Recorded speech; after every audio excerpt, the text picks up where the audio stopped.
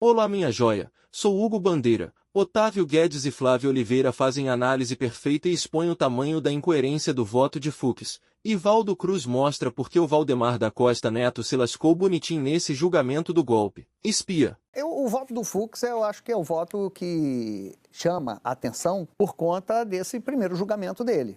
Né? O Valdo explicou, ele levou em consideração, ele considerou o crime parte da denúncia. Ou seja, a elaboração do plano, punhal verde e amarelo, a execução, Copa 22. No entanto, um dos réus desse processo, ele recebe ordens do Braga Neto para atacar o comandante do Exército e o comandante da Aeronáutica, respectivamente. Brigadeiro Batista, da Aeronáutica, e o então comandante do Exército, Freire Gomes. Então, como é que o Fux vai sair dessa? Ou seja, o Braga Neto está envolvido numa trama golpista, manda para um militar que é expulso do Exército atacar os comandantes do Exército, e isso não faz parte da trama golpista? Então, são essas contradições que a gente vai tentar perceber ali no voto do Fux. Agora, o mais interessante nisso é que o que pode se criar ali, nesse julgamento, são limites sobre liberdade de expressão. Uma pessoa que diz, eu não confio na urna eletrônica, isso é liberdade de expressão. Todo cidadão é livre para dizer se confia ou não confia na urna eletrônica. Cidadão para dizer que eu confio mais no voto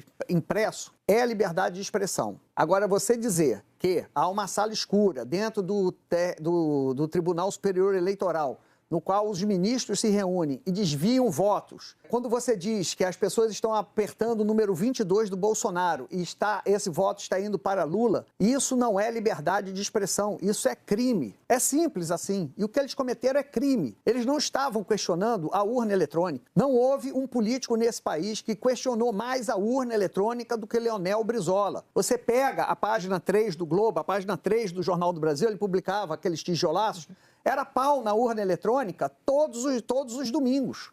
Ele questionava, ele não acreditava.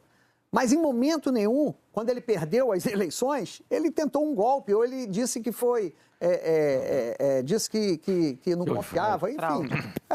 Então, essa é uma diferença gritante. E aí, no voto do Alexandre de Moraes e do Zanin, ficou estabelecido o que é liberdade de expressão, o que é crime.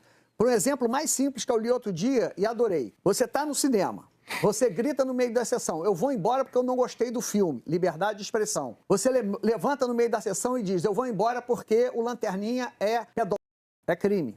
Só isso. É porque nos dois casos você está imputando crime a alguém, né? Isso. E aí você tem que provar.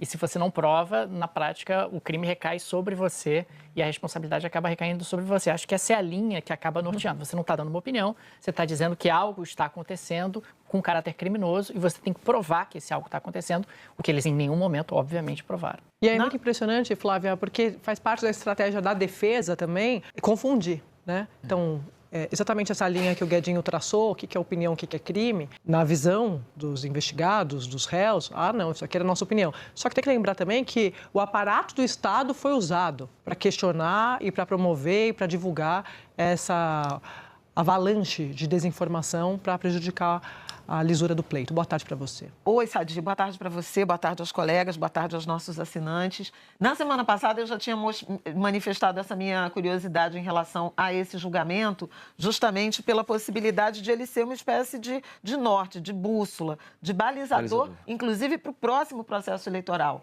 justamente em razão dessa interpretação dos ministros e, portanto, da Justiça, do Judiciário, sobre qual é o limite disso que é defendido como liberdade de expressão, né? Se há limite e qual é o limite. Acho que essa expectativa foi confirmada, né, em relação a uma diferença entre você expressar uma opinião, manifestar, que seja uma desconfiança, e imputar uma ilegalidade, uma fraude, que mudaria o resultado da eleição. Então, acho que esses votos, e a gente vai esperar, obviamente, o fim do julgamento, mas eles vão ser pedagógicos, era a palavra da semana passada, né, Sadi?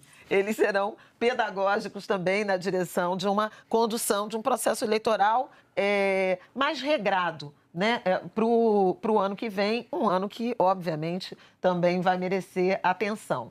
As outras duas coisas é o indiciamento ou o pedido de investigação ou de inclusão de Valdemar Costa Neto. Durante esse processo todo, causou estranheza que Valdemar não tenha sido denunciado, uma vez que ele é parte relevante naquela ação de tentar anular urnas eletrônicas e, a partir daí, mudar o resultado da eleição. A gente lembra que houve, inclusive, uma multa, né, imputada ao PL, isso já transitou em julgado, né, ficou bem nítido também no interrogatório de Bolsonaro, lá 2 ou 3 meses atrás, e era estranho, porque o Valdemar era o presidente do partido e estava inteiramente envolvido naquela ação que envolve o Instituto Voto Legal, né, e aquela suposta auditoria, pesquisa, investigação relacionadas às urnas eletrônicas. Então, agora se devolve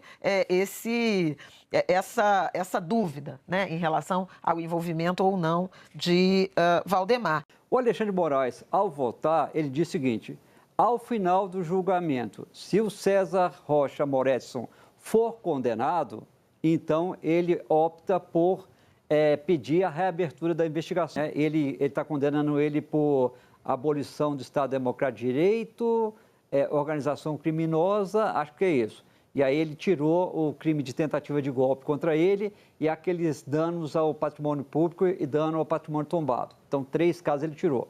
Ele falou, se ao final ele for condenado por esses 2 crimes, ele falou assim, então acho que nós devemos reabrir as investigações sobre Valdemar Costa Neto, porque ele foi condenado por conta daquele processo aberto, que foi aquela ação que foi impetrada no TSE.